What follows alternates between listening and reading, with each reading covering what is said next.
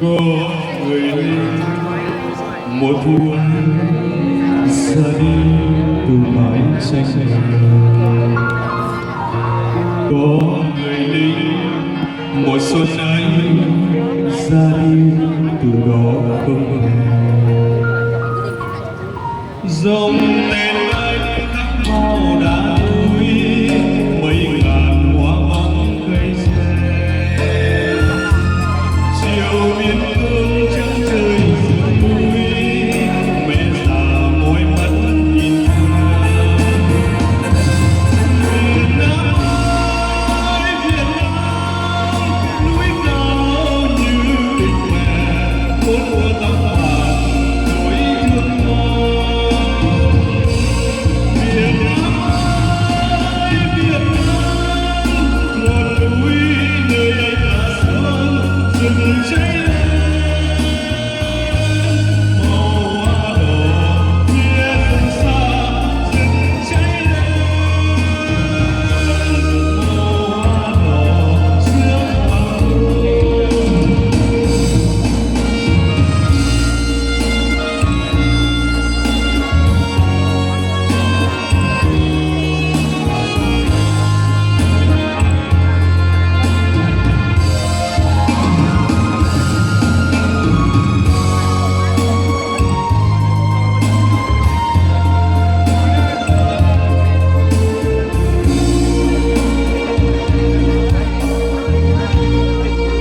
Có người lính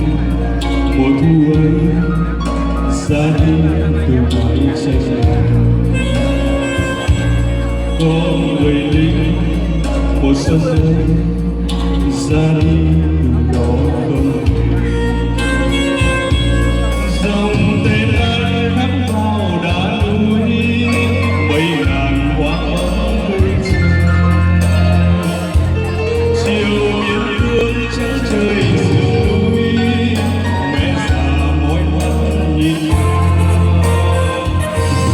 Việt Nam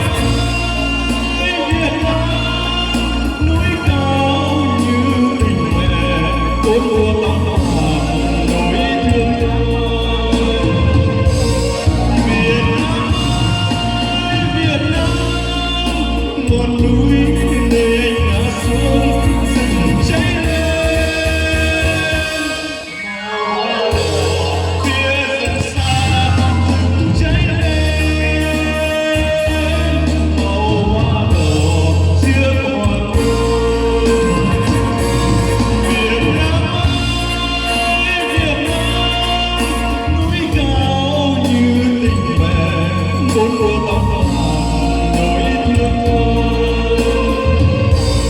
Việt Nam ơi Việt Nam, ngọn núi nơi anh đã xuống rừng cháy lên màu hoa đỏ phía rừng xa, rừng cháy lên